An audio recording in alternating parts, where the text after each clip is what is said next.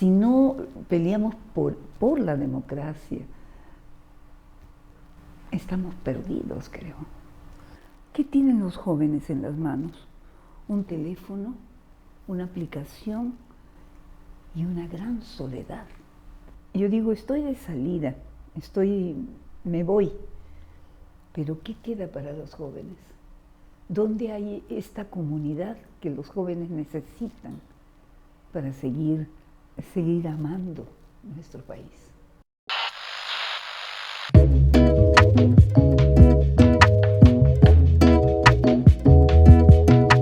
En Encuentro recibimos a Susana Baca, una de las voces más importantes y más representativas de la música afroperuana, de nuestra música afroperuana.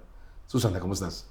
Muy bien de estar aquí, de compartir con las personas que siguen tu programa, que siguen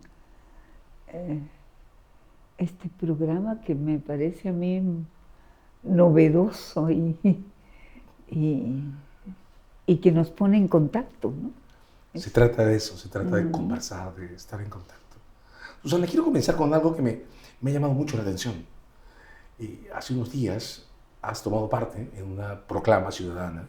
La abriste tú, la cerró Carmen McEvoy. Han estado hablando sobre la separación de poderes, sobre la importancia de respetarla, de cuidar al Estado. Pero abriste tu intervención con una frase que me partió en dos. Dijiste, siento miedo.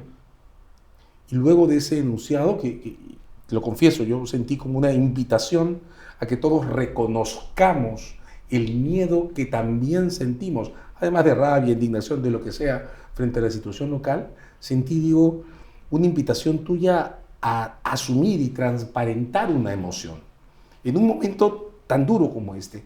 Quiero comenzar por ahí, quiero comenzar pidiéndote que nos cuentes por qué pensar en este momento también a partir de nuestro miedo, nuestras emociones. Bueno, yo he vivido, tengo al borde ya de 80 años, entonces he vivido cómo las libertades se han ido cortando, cómo la participación de los ciudadanos en la vida política de nuestro país, y no solamente de nuestro país, sino en Latinoamérica. He vivido las dictaduras que han habido. Hemos refugiado gente que venía huyendo de Chile, de Argentina, del Uruguay. Y entonces, por eso tengo miedo, porque si no respetamos la democracia, si no peleamos por la democracia, estamos perdidos, creo. Y entonces me da mucho miedo porque, ¿qué les dejamos Yo trabajo con jóvenes. Eres educadora de formación. Sí, y también en mi grupo de músicos, ahora yo digo, estoy cantando con mis nietos. Es cierto, en tu tema con formación, incluso tus cuerdas son músicos muy jóvenes. Muy jóvenes, muy jovencitos. Entonces tú dices, estos jóvenes no van a tener derecho a protestar, a salir a las calles, como yo he caminado desde La Cantuta hasta Lima, protestando por la gratuidad de la enseñanza universitaria. Entonces, estos jóvenes no van a tener derecho a eso y la violencia puede crecer muchísimo y con esta tara que tenemos todavía en el Perú, que es el racismo, entonces puede terminar en algo muy feo y muy serio, como lo que acabamos de vivir, ¿no? En diciembre pasado. Nos estamos refiriendo ¿No? en este momento a la forma en que se reprimieron las movilizaciones de diciembre y enero. Y el prejuicio que había de los que dirigen ahora la política y que dicen, si una señora tiene polleras, por la vestimenta, son terroristas. ¿De dónde sacan eso? ¿De dónde? Y eso es racismo puro para mí. Eso, ¿tú sentiste entonces que en el modo en que se movieron las cosas y las represiones de las movilizaciones hubo un componente de racismo puesto en escena? Sí. Ahora es paradojal, ¿no? Porque buena parte de los efectivos del ejército y de la policía, lo que están en la primera línea de ataque, y estoy refiriéndome a quienes salieron a disparar en Huamanga, fuera del aeropuerto, por ejemplo, o quienes protagonizaron la masacre de Puno, incluso los efectivos que dispararon, o el efectivo que disparó esa bomba lacrimógena sobre Santisteban en Lima, son jóvenes de origen mestizo, claro, andino. Que tienen a parientes, abuelas, tienen abuelos y abuelas que vienen de las zonas del interior de nuestro país. Y sin embargo la reacción es violenta. ¿Cómo ves eso? ¿Cómo podemos explicar esa mezcla extraña? Mira, yo pienso, hubo algo que vi yo, y lo vi en fotografías. Trabajaba al lado del Chino Domínguez, por ejemplo, en la República. Yo trabajaba en el archivo y archivaba las fotos, y veo fotos de cuando los hinchis iban a la sierra a develar el terrorismo, y decían, hay que ir a la sierra a detener el terrorismo. Y llevaban jóvenes del RIMAC, de la Victoria, de mi color, gente de mi color, que iba con la consigna,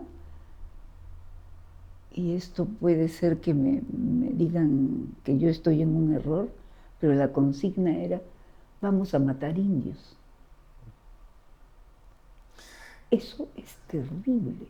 Entre los jóvenes que van para estos lugares con la finalidad de exterminar a otros jóvenes como ellos. Eso es muy triste que ocurre en nuestro país, dolorosísimo. Y pensábamos que este dolor ya había pasado en el pasado. Y de pronto llega diciembre y tenemos lo mismo.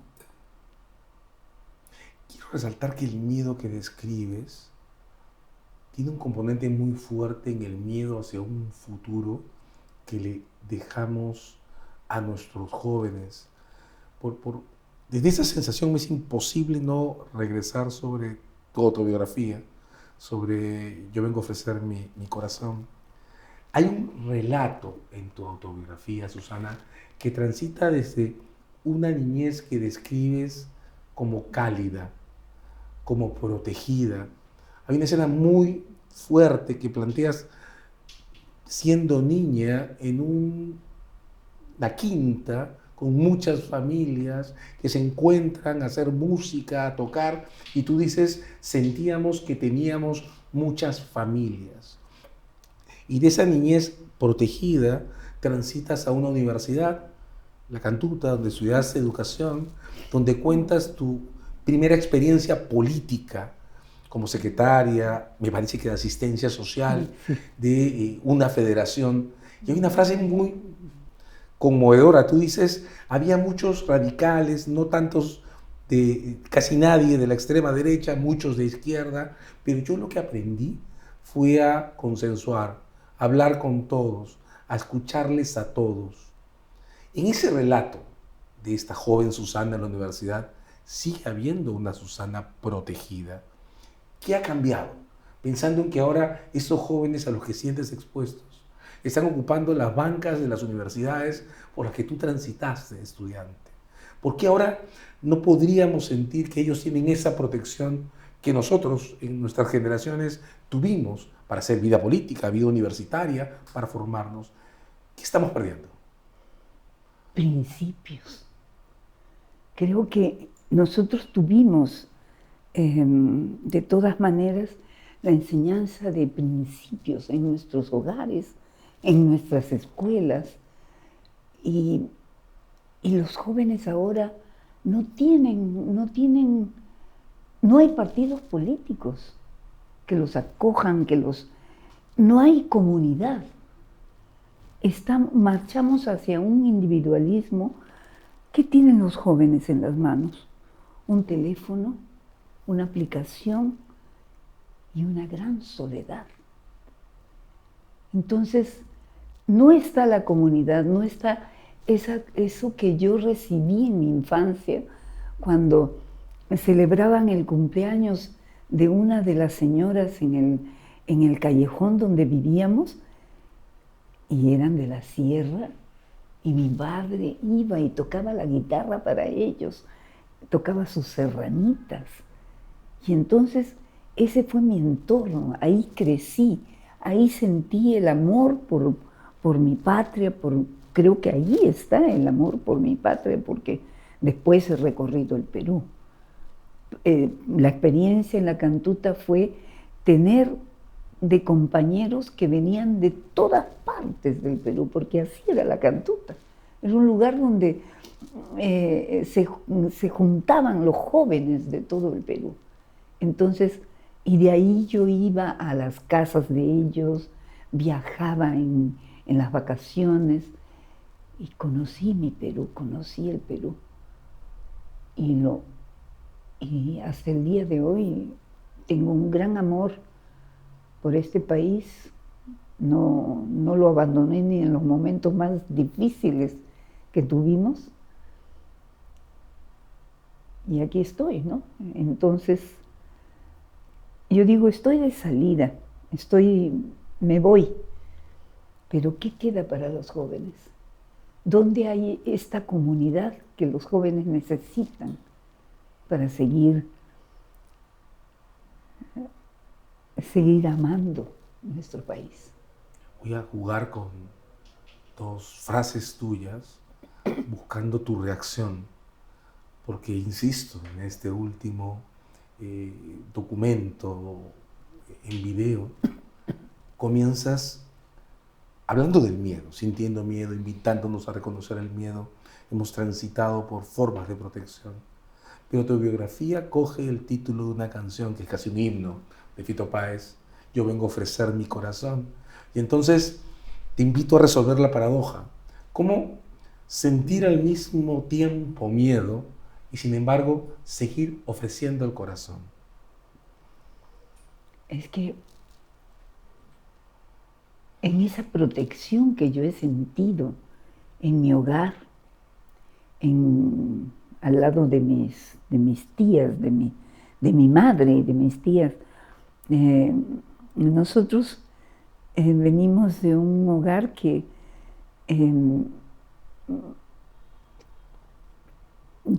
teníamos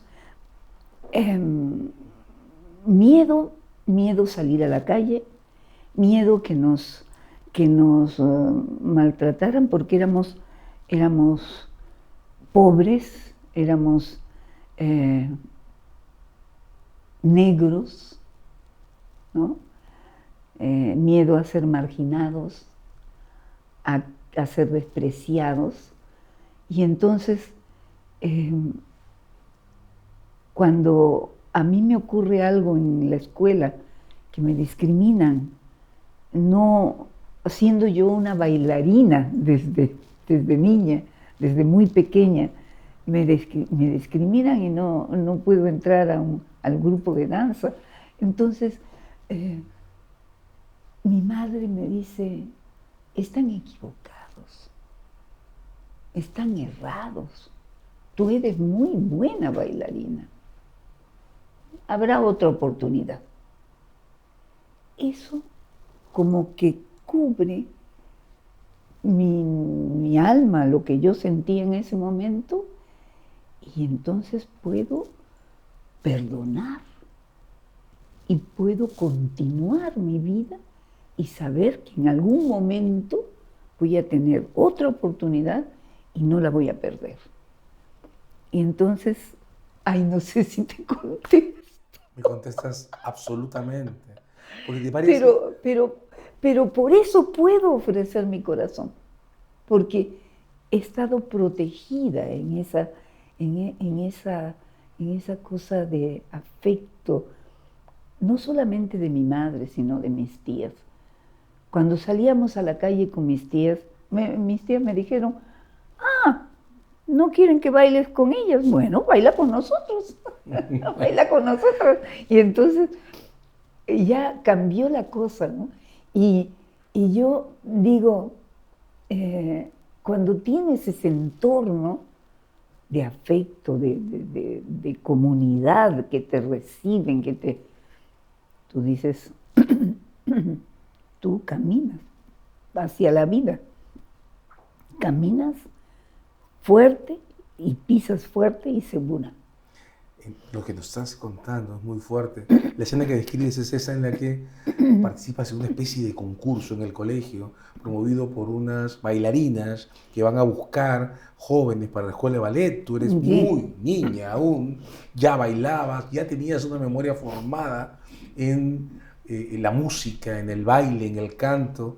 Cuentas que cuando llegas a ese colegio te sorprende que los otros niños no tengan memorias semejantes a las tuyas, así radicadas, y sintiéndote muy contenta de haber bailado, notando que todos se sorprenden del modo en que bailas, te excluyen y te encuentras cara a cara con el racismo. Cara a cara. Me has más que respondido, porque de hecho nos has contado una historia en la que tú te aproximas a ofrecer tu corazón desde el perdón, desde el reconocimiento de tu ser afrodescendiente, mujer negra, niña negra, desde un momento de discriminación. En ese momento te estaban invitando a un concurso para elegir chicas a las que iban a becar a un estudio de ballet.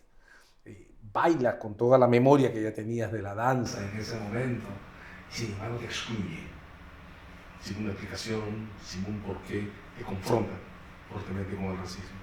Entonces nos está diciendo que tu ofrecer el corazón es un ofrecer el corazón desde el perdón, desde el reconocimiento y desde el saber que al frente hay alguien que no nos acepta.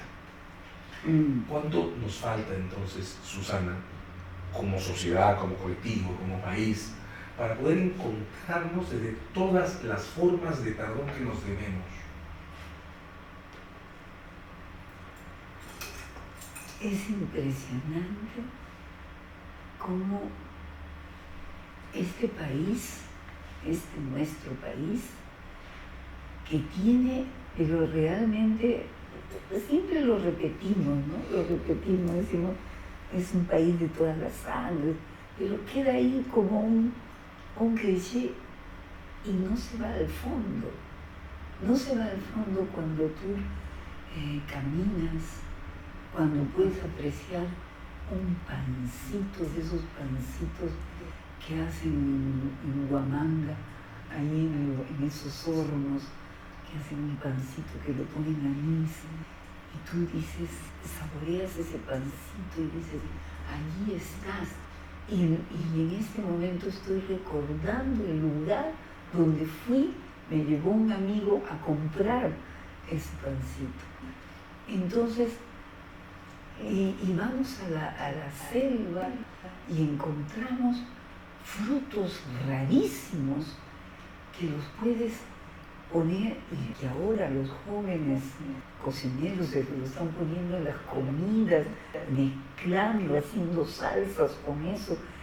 Y entonces tú tienes un país tan lleno de riqueza que al contrario tendremos que sentir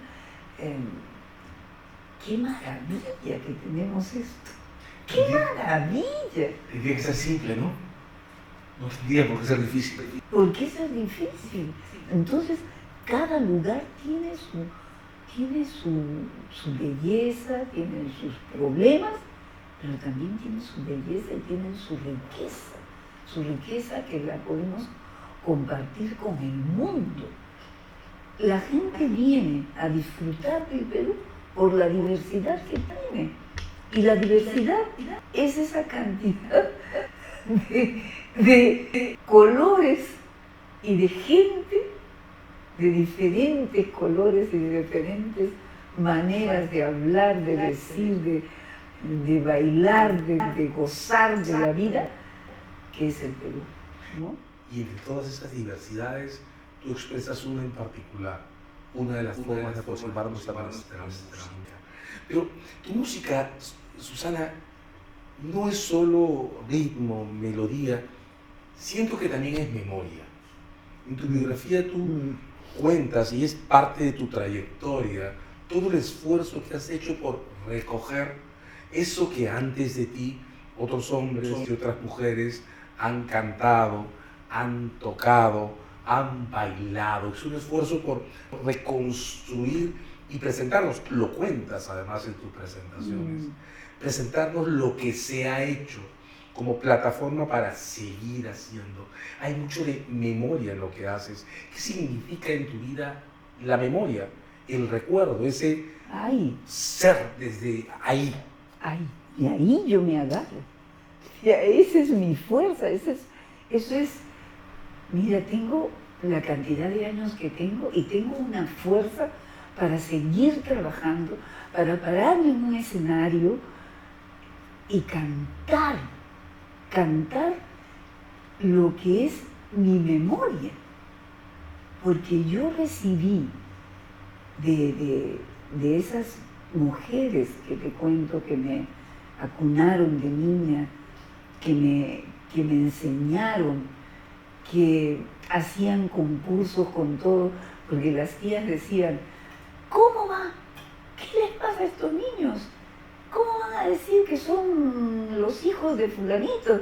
Sí, no saben bailar, tienen que aprender a bailar. Entonces nos hacían bailar y nos daban premios y todo eso. Entonces, yo cada vez que me paro en el escenario, y he estado en escenarios como el tengo en la memoria ahorita, ha sido en julio, el Elk Philharmonie de Hamburgo, un teatro inmenso, casi circular, donde tenías público por todo el escenario hasta el centro y tenías público alrededor. Y estaba completamente lleno, no había una sola entrada, lo que llaman sold out. Entonces yo entro a esto y ahí es donde mi memoria me hace sentir el Perú adentro de mí, con mis tías, con mi callejón donde crecí, con todo eso. Y mi recorrido por el Perú, porque también en mis raíces está la sierra, y todo eso sale en estos conciertos muy aplaudidos, con muy buenas críticas, con que me hagan salir varias veces con los aplausos. Entonces, mi memoria es todo para mí. Desde la raíz, ¿no? Desde la raíz. En tu historia, la historia de todos nosotros, pero en la tuya en particular, hay un momento que creo tiene características dramáticas con tu entorno. Esta música que construyes desde tu memoria es siempre música colectiva. Es música que se escribió, se cantó, se bailó en grupos, que aprendiste a desplegar en grupos. Sigo pensando en la memoria de tu padre, la guitarra, el barrio, ¿no? Los músicos que te acompañan. Pero enfrentaste la pandemia. Enfrentaste la pandemia haciendo algo que poca gente hizo. Una grabación a capela, sin tus músicos, sin público, sin entorno, pero desde el fondo de tu memoria y de la música. Cuéntanos cuánto significó regalarnos, digo regalarnos porque lo disfrutamos todos y todas, algo como ese a capela. Ese a capela fue esta cosa que ya iba llegando casi a la desesperación, porque estuvimos confinados como en una cárcel, y era tu propia casa, ¿no? Entonces, yo lo único que me acuerdo es que pensé en los pajaritos. Los pajaritos están en sus jaulas, están enjaulados, a veces los tenemos así enjaulados, y ellos cantan, y cantan, y cantan, a pesar de eso. Entonces, eso fue lo que a mí me pasó. Canté porque ya no podía más del encierro, de esa angustia que tenía, de esa desesperación de no saber si vamos a seguir viviendo, no saber nada de mis amigos, de la gente, de los músicos. Y empecé a cantar recordando los rostros de mis amigos, recordando los rostros de los músicos, y casi dedicándoles a ellos. Y también, bueno, siempre la presencia de mi madre, que está viva en mí. Y entonces canté. Eso fue lo que hice. Y nos regalaste tu voz. ¿Cómo nos la regalaste? Quiero terminar esta conversación. Y me dieron un premio. Te dieron un premio, perdóname. Te abrieron el mundo entero. A partir de esa entrega, se abrió un mundo en el que ahora estás instalado, con tu propia voz. Y lo más lindo que hay de versiones de jóvenes que me han escrito y me han dicho: Susana, ¿te podemos acompañar en Gracias a la Vida? En tu acapela de Gracias a la Vida. Sí, digo, acompáñenme. Y han grabado con mi voz y su acompañamiento. Voy a confesar que yo no te pedí permiso, pero mi banda intentó hacer algo semejante también, ¿no? Creo que es casi como una especie de homenaje a lo que representó para todos y todas los que te oímos en ese tiempo, desde nuestras propias soledades, oír tu voz limpia y clara, enfrentando tu propia soledad y, por tanto, enseñándonos que la soledad es un espacio en el que también se puede vivir y desde el que también se puede crear. Hablamos de tu voz. Quiero terminar esta conversación que querría no acabar nunca, te lo voy a confesar. Regresando al principio, tu voz vuelve a aparecer ahora en medio de un momento en el que estás cantando. Vienes, me parece que de Colombia. Sí. Y aparece en una proclama sobre este momento. Déjame terminar esta conversación preguntándote: ¿sientes que podemos resolver este dilema que como colectivo tenemos, ese dilema que representa no estarnos encontrando?